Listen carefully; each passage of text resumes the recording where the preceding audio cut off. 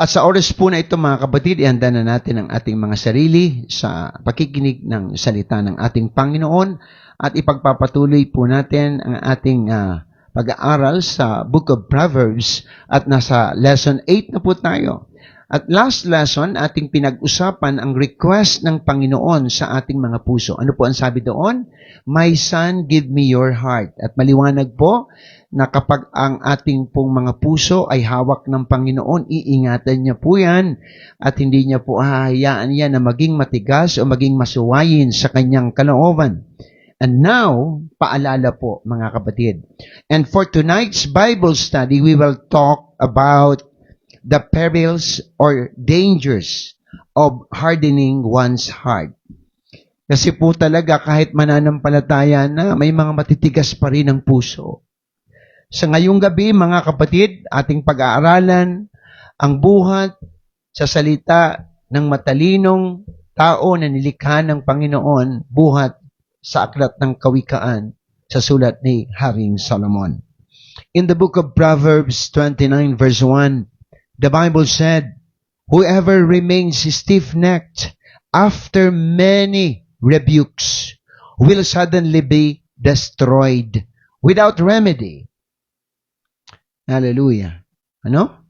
Pag sinabi natin stiff-necked, sa Biblia po, ito po ay figurative speech nang ibig sabihin matigas ang puso. Matigas ang damdamin, mga kapatid. Ayaw ng turuan ng Diyos. Ayaw ng makinig sa payo. Alam po ninyo, napakalaga po ang warning ng salita ng Panginoon sa ating lahat. Sa Tagalog, ganito po ang pagkakasabi, ang taong ayaw magbago, kahit palaging sinasaway, ay bigla na lang mapapahamak at hindi na makakabangon pa. Malalim po ito, mga kapatid. Kaya talagang hindi po dapat manatiling matigas ang puso ng mananampalataya. Hindi po dapat laging nasasanay ang isang mananampalataya sa laging saway. Dahil ang gusto ng Lord, pagbabago ng buhay. Alam po ninyo, ang pagsaway o pagbibigay ng babala ay mahalaga sa ating buhay. Ang pagpapaalala ng magulang, ang saway ng pastor o elders in the church ay sobrang nakakatulong po mga kapatid upang ang tao ay makaiwas sa kapahamakan. Naalala ko po mga kapatid yung Titanic. At iyan po ay nasa pelikula pa. Alam po ninyo, maaari sanang hindi yun lumubog eh. Maaari sanang maiwasan po ang sakuna kung nakinig lang po sila. Hallelujah. Why? Because according to the investigation conducted after the tragedy, the Titanic received multiple warnings about icebergs before its tragic sinking on April 14, 1912, resulting in the loss of 1,496 lives. Mga kapatid, sa aking pong pag-aaral, April 11 pa lamang hanggang 14, sabi po ng information, several ships including the Caronia, Baltic, America, and Californian ships, mga kapatid, sent messages warning of the icebergs in the North Atlantic. May paalala na po, mga kapatid.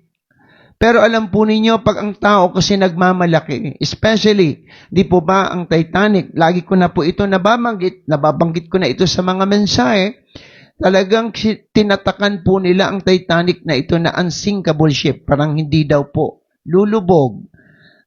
Nahirap po yung sobrang magmataas. Kasi ang gumawa po nito, kilalang mga magagaling. Pero wala pong magaling sa mundo eh. Ang totoo po niyan, wala. Lahat sinusubok po. At ang tangi po talagang magaling ay ang ating Panginoon. Palagpakan natin ang Diyos. Ang Diyos, mga kapatid, ang Diyos. Kaya hindi po pwedeng magtiwala ng lubos ang tao sa kanyang sarili o maging sa kanyang kapwa ng lubusan. At yung mismong April 14 mismo, yung Mesabak cargo ship sent a crucial warning. Pag sinabi natin crucial, mga kapatid, dapat sana hindi na ito ipagwalang bahala. Dahil sinabi na talagang mayroon talagang malaking iceberg, mga kapatid. Doon, mga minamahal, sa mismo sa past ng Titanic.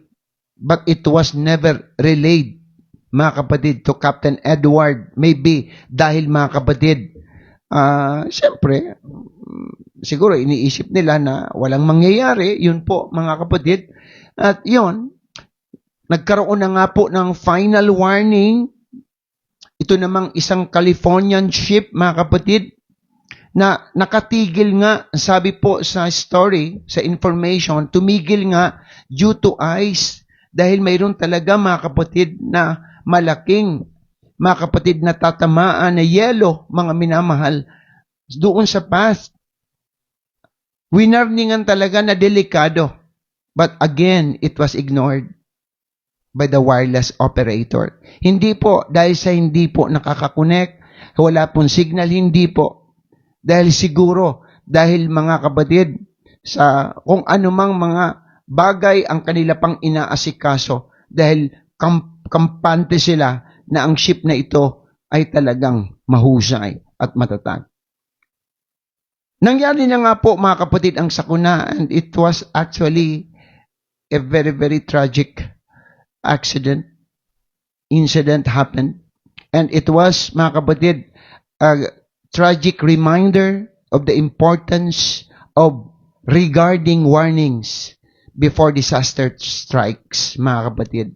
So in the Bible, mga kapatid, marami po tayong mga salita ng Panginoon na nagbibigay ng warning, lalo tigit sa darating na pagbabalik ng ating Panginoon. Huwag po natin yan i-disregard, sapagkat nasa Biblia po yan para ang kanyang mga anak, ang mga mananampalataya, ang mga Kristiyano ay patuloy na tumayo sa katotohanan, maglingkod sa Diyos, mga kapatid, habang may panahon. Hallelujah. So, ano po, mga kapatid, ang ginagamit ng ating Panginoon para maipaabot ang kanyang paalala sa mga mananampalataya? Ano po, sometimes ginagawa yan ng Panginoon sa pamagitan ng mga halimbawa, mga kapatid, ng mga tao na naglingkod at hindi naglingkod, mga kapatiran na nag-backslide at nagpapatuloy, at nakikita po natin ang resulta. The biblical characters in the Bible, pag-aralan na lamang po natin yan, makikita natin ang resulta ng pagtalikod sa Panginoon, at iyan po ay ating napag-aralan na talagang mayroong danger sa pagtalikod sa Diyos. May paalala po ang salita ng Diyos. Nandyan din po ang mga preachers, teachers, mga kapatid, na patuloy nagpapaalala every Sunday service. Hallelujah! Sometimes yung mga circumstances, painful circumstances, sometimes, mga kapatid, yung mga bagay po na yan, pag atin pong talagang hinarap yan sa tulong ng Panginoon, may mensahe dyan ang Diyos mga kapatid. So, napakahalaga po, mga minamahal, ang pagpapaalala ng Panginoon, sapagkat kung hindi tayo nakikinig, magiging pala tayong stiff-necked person. Hallelujah. Now, let's talk about the reality of God's warnings. Hindi po talaga dapat nating baliwalain ang warning ng ating Diyos, mga kapatid. Dahil sa warning po na yan, doon na ipapaabot ng Diyos ang kanyang pagtutuwid. Tinutuwid tayo ng Diyos dahil mahal tayo ng ating Panginoon. God wanted His people, mga kapatid, hallelujah, to walk in the path of righteousness. Gusto ng ating Panginoon na tayo po'y lumakad sa katuwiran. At naalala po ninyo yung panahon ni Noah? Winarningan ng Diyos ang mga tao noon sa pamagitan ni Noah. Grabe po ang preaching na ginawa rin ni Noah. Mga kapatid, ako po'y naniniwala na si Noah, bagamat siya po ay hindi mahusay magsalita, katulad ng mga tao ngayon na talagang mga fluent, eloquent preachers, pero Ang sabi ng Bible, nagpaalala po si Noah tungkol sa dilubyo na darating. Pero mga kapatid, walang nakinig. Napahamak ang tao. Yan po ang nangyayari ngayon. Marami na rin po mga kapatid, hindi lang po ang CCFM ang patuloy na nangangaral ng pagpapaalala sa mga tao tungkol sa pagbabalik ng Panginoon. Pero mas iniibig pa ng Diyos o ng mga tao na tumalikod sa Diyos at sundin ang kalayawan, sundin ang kamunduhan. Mga kapatid, in the book of Hebrews 11:7, sabi po ng Biblia, by faith Noah, being warned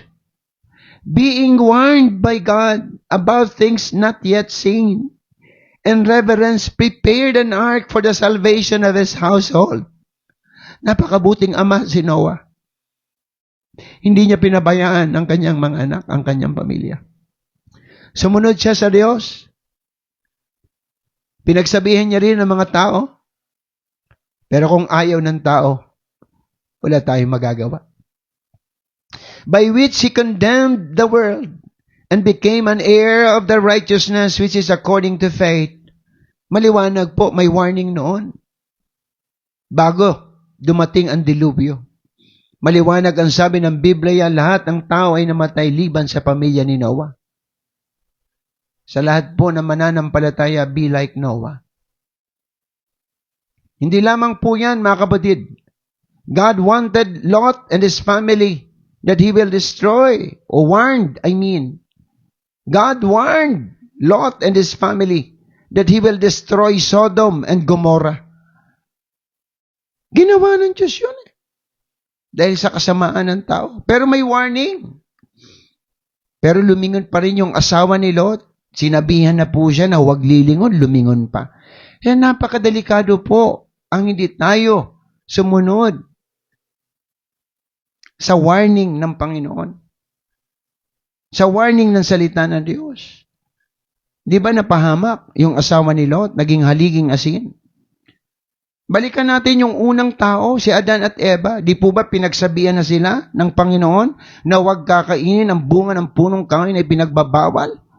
Sumaway sila. At nakita po ninyo ang epekto. Kahirapan.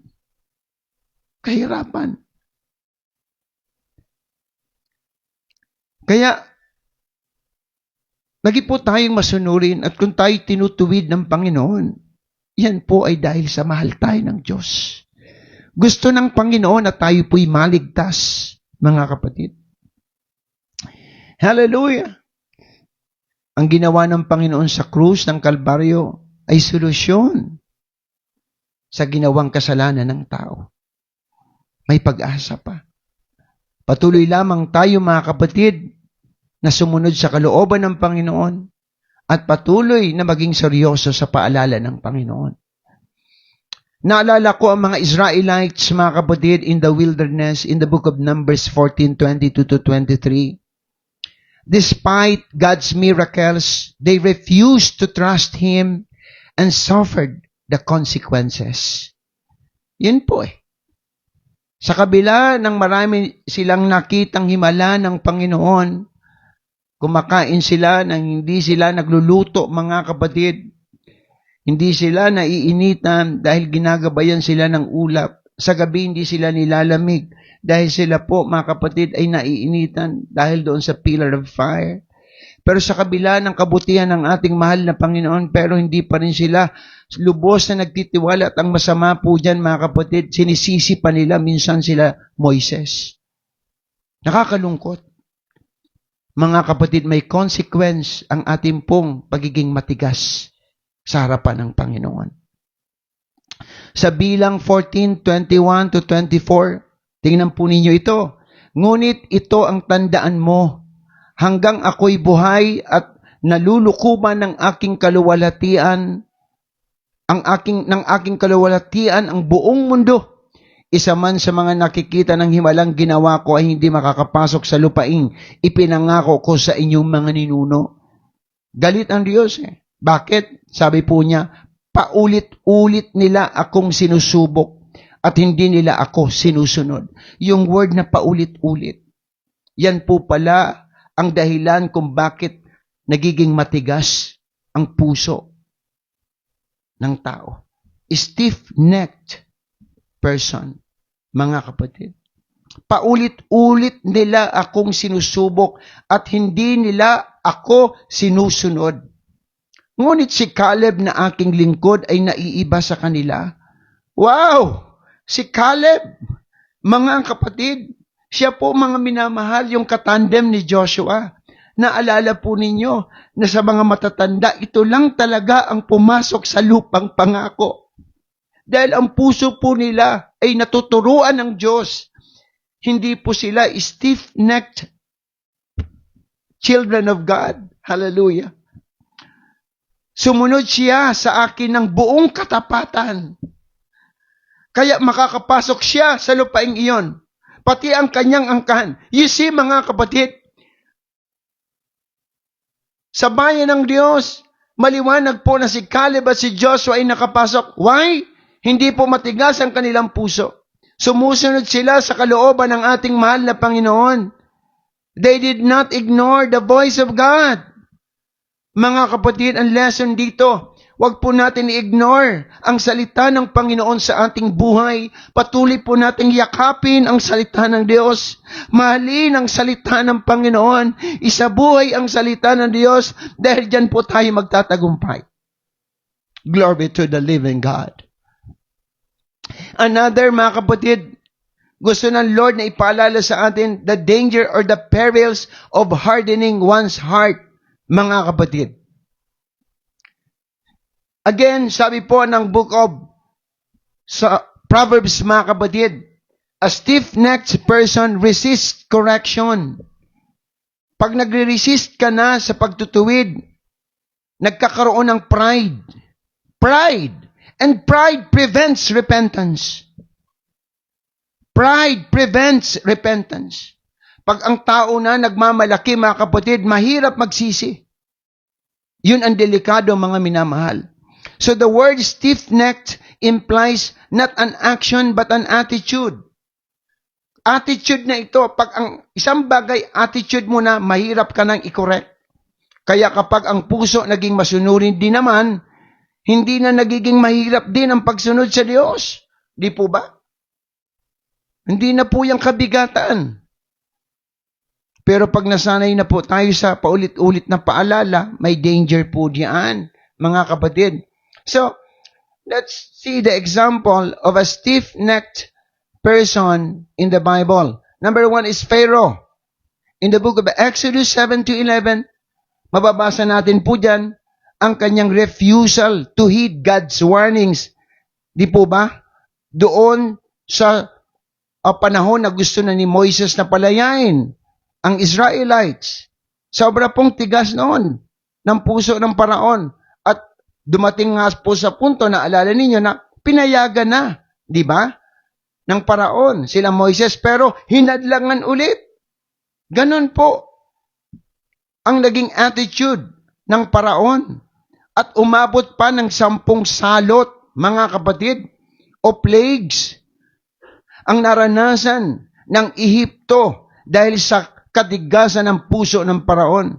Kaya masama talaga, mga kapatid, ang nangyari. Ano po ninyo ang nangyari sa anak ng Paraon? Namatay, mga kapatid. Hindi matanggap niya ng Paraon. At namatay din siya dahil sa, di ba hinabol niya yung mga Israelita doon sa dagat na pula? Doon sila napahamak. Kaya pag ang puso ng tao ay nagiging matigas, mga kapatid, kahit gaano ka kakapangyarihan, may hangganan po yan. Hallelujah. At yung final judgment sa ating mga mananampalataya din, abangan din po natin yan. Kinakailangan seryosohin natin yan because final judgment is sure and it is final.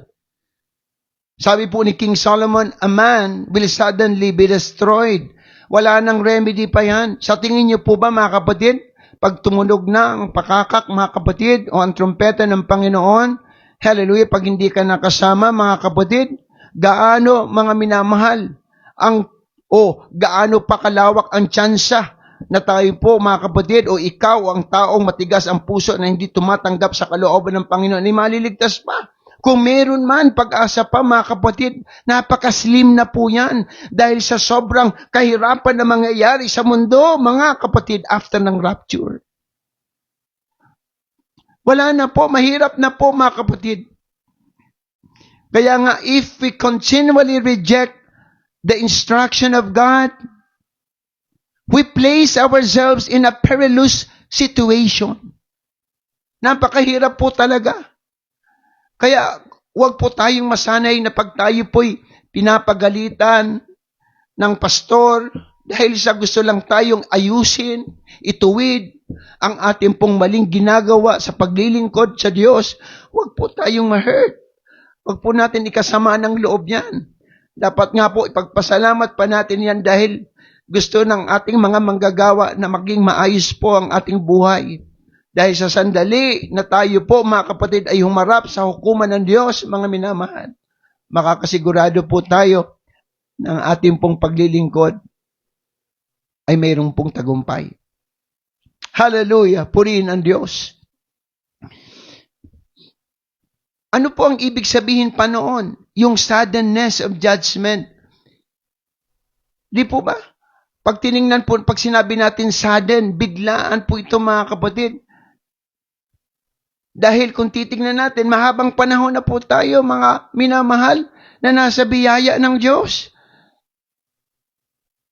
From the time mga kapatid na ang Panginoong Kristo, hallelujah, ay nabuhay dito sa lupa, nangaral lang ang Panginoon ang pag-ibig ng Diyos ay para sa lahat. Nung mamatay ang Panginoon, patuloy ang mga manggagawa na nangangaral, for God so loved the world that He gave His only begotten Son, that whosoever believes in Him should not perish, but have an eternal life.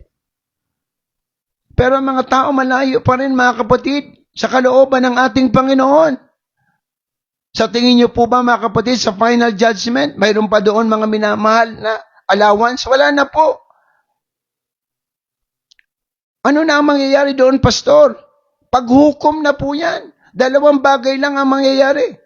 It's either, mga kapatid, you will go to heaven and you will go to hell. Hallelujah. Now is the perfect time to prepare. Marami na pong nangyayari sa buong mundo, mga kapatid. Hallelujah. Kaya gusto ng Lord na paalalahanan tayong lahat. Patuloy po tayo mga kapatid makinig sa payo ng Diyos sa pamamagitan ng kanyang mga salita. Sabi ni King Solomon, destruction comes without remedy. A time will come when God allows the consequences to unfold. Ngayon, pag nagkulang po tayo mga kapatid, grabe, binibisita pa nga tayo ng mga pastor kahit hindi tayo umaandin, di po ba? Pag tayo nagkakamali, pinapaalalahanan tayo. Tinatawagan tayo. Hallelujah. Pero mga kapatid, wag na natin hintayin pa. Yung tribulation period. Para lamang mga kapatid, sabihin natin, ay mayroon pa palang pag-asa. Hindi malinaw sa Biblia kung after ng rapture ay mayroon pang pag-asa.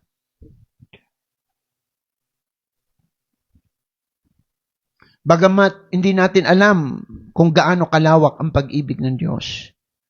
Pero isang bagay lang talaga, hallelujah, ang naisabihin ng Panginoon, habang may panahon pa, makinig sa payo ng Diyos sa pamamagitan ng kanyang mga salita. Dahil ang biyaya ng Panginoon ay bukas pa. Pagharap natin sa Diyos, hindi na tayo sasabihin ng Panginoon ng warning. Hindi na po sa final judgment. It's either you will be saved or you will be condemned. Hallelujah. Another, mga kapatid, stiff-necked person is King Saul. 1 Samuel 15, makikita natin dyan is his disobedience led to his downfall and loss of God's favor. Alam nating lahat na si Haring Saul, mga kapatid, ay unang hari ng Israel. Nung una, napakaganda po mga kapatid ng kanyang performance. Maraming ganong mananampalataya na sa unang nakatanggap ng biyaya ng Panginoon, very active in the church. Halos walang mga kapatid na absent sa church, lagi pa yang maaga, pero habang tumatagal, nababawasan ang kanyang pag-ibig, ang kanyang pagmamahal sa gawain ng Diyos. Mga kapatid, let's maintain our close walk with God. I-maintain po natin yan, mga kapatid. Alam po ninyo, mga minamahal, habang tayo tumatagal, maaring sidlan po tayo ng pananawa at marami pong nangyayari na mga temptations, heartaches, pains, marahil sa paglilingkod natin sa ating Panginoon. Maaring may mga taong may katanungan na kahit mananampalataya pa, bakit nangyari ito sa aking buhay? Akala ko ba ang Diyos ganito, ganyan? Mga minamahal, kung talagang nais natin maligtas, kung talagang nais natin mabago ng ating Panginoon, anong sabi ng Bible? Trust in the Lord with all your heart. With all your heart. And lean not on your own understanding. And in all your ways acknowledge Him and He will direct your path. Si Saul po, mga kapatid, hindi naging maganda ang kanyang kawakasan sa buhay. Actually, siya po ang unang sinunog ang katawan. Diyan po nagsimula ang cremation. Di po ba nagpakamatay si Saul? Cremate si Saul.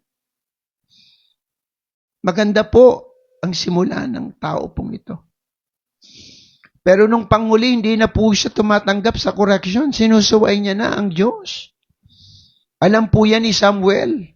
Naalala po niyo si Samuel, laging nasasaktan kay Saul dahil pinangungunahan siya.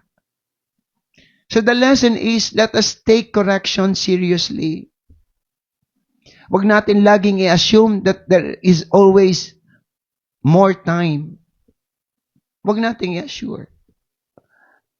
Dahil hindi natin alam, baka bukas dumating na ang Panginoon. Diba? Napakataas ng panawagan ng humility and repentance, mga kapatid. Napakataas. Sapagkat iyan talaga ang gusto ng Lord sa mga puso nating lahat. Dahil kahit pastor na ang isang manggagawa, kahit Sunday school teacher na, kahit reverend pa yan, mga kapatid, lahat ay sinusubok ng Diyos. Pero kung ang isang mananampalataya ay mayroong kapakumbabaan, marunong magsisi, wala pong lugar ang kaaway ng Diyos para tayo pabagsakin sa paglilingkod. Dahil ang kapakumbabaan, yan hindi kayang gawin ng dyablo. Tandaan nyo yan, mga kapatid. God desires repentance, not destruction. God is merciful to those who humble themselves, sabi ng Biblia. Gusto ng Lord ng tao magsisi para maligtas. Glory to the living God. Kaya nga, mga kapatid, sobrang nagpapasalamat po tayo sa dalawang kabataan na bautismohan last anniversary ng Sorsogon. Alam ko na meron din sila mga kanya-kanyang pananaw sa buhay. Pero ipinasakop nila ang kanilang kalooban. Sana po sila ay magpatuloy ayon sa kalooban ng Diyos. Pero kung hindi, lahat tayo. Kung hindi tayo magpapatuloy at magpapakorek sa Panginoon, sa oras na tayo po'y nagkakamali, babalik po tayo sa dati. Hallelujah. Naalala ko si Haring David. Iba po si Haring David kay Saul. Si Haring David po natuturuan. Hindi po stiff-necked person si King David. Kahit siya po'y nagkasala, siya po'y nagsisi. At nagkaroon ng restoration ng kanyang relationship with God. Yun ang gusto ng Panginoon. Kaya delikado po talaga na ang tao ay sobra ng tigas ang puso. Mahirap na ituwid. Mahirap na makapanumbalik, mga kapatid. Magi tayong katulad ni David na bagamat siya po ay nagkasala, pero marunong siya magsisi. Tandaan po natin si Haring David, sikat na tao po ito. Isang kabataan pa lamang naging hari na ng Israel, pinatay si Goliath. Mga minamahal, sobra ang popularity ni Haring David. Pero nung magkasala siya, mga kapatid, tinanggap niya ang kanyang pagkakasala. Nagsisi siya sa Diyos at tinanggap po siya ng Panginoon. Yun ang gusto ng ating Diyos, mga kapatid. Hindi dapat matigas ang ating puso sa salita ng Panginoon. Ang pagpili po natin ng pagpapakumbaba ay nagiging daan po yan para tayo po'y ma-restore kung tayo po'y bumabagsak. Pero pag nire-resist po natin ang correction, tayo po'y mapapahamak. Pag tinatanggihan po natin ang payo ng Diyos, ang kanyang mga salita, mapapahamak po tayo. Yan ang sabi ng salita po ng ating mahal na Panginoon. Ang tanong po, mga kapatid, are we open to correction? Or stiff-necked in our ways? Hallelujah. Dalawang bagay lagi. Tayo po ba'y handang tumanggap sa payo o paalala, warning ng ating Panginoon? Or tayo po'y stiff-necked, matigas ang puso, na nananatili pa rin tayo sa ating sariling kalooban? Are we humbling ourselves before God? Hallelujah. Ito po yung lesson dito, mga minamahal. Ito yung katanungan na makikita natin. Nagpapakumbaba pa tayo sa Panginoon sa oras na tayo nagkakamali? O pinipilit pa rin natin, mga kapatid, na palabasin na tayo tama kahit tayo po'y mali na? Mga kapatid, sa harapan ng Diyos, laging bukas ang kamay ng ating Panginoon para yakapin po tayo. Sa sandali po tayong lumalapit sa Kanya sa oras po ng ating pangangailangan. Lalo tigit kung tayo nahihirapan sa ating mga damdamin sa buhay. Hallelujah. And just want you to be reminded that our response to God's voice is very important. Let us respond to God's voice instantly. Dahil yung paulit-ulit po, hindi po talaga maganda. Sabi ng Biblia, before consequences become unavoidable. Yan po yun. So, nawa po magkaroon tayo ng teachable heart. Di po ba, mga kapatid? Teachable heart.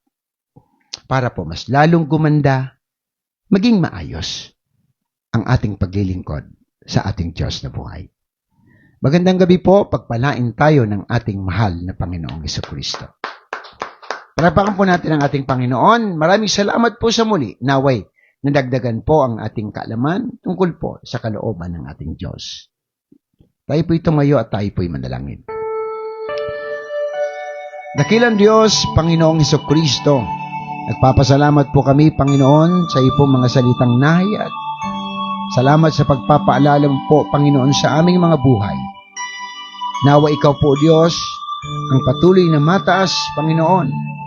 At nawa, sa sandali, Panginoon, kami may nagkukulang, nagkakamali o nakagagawang mga bagay na hindi ayon sa iyong kalooban. Nawa, Panginoon, matuto kaming tumanggap at matuto kaming turuan, Panginoon. Lord, samahan mo lagi kami, Panginoon.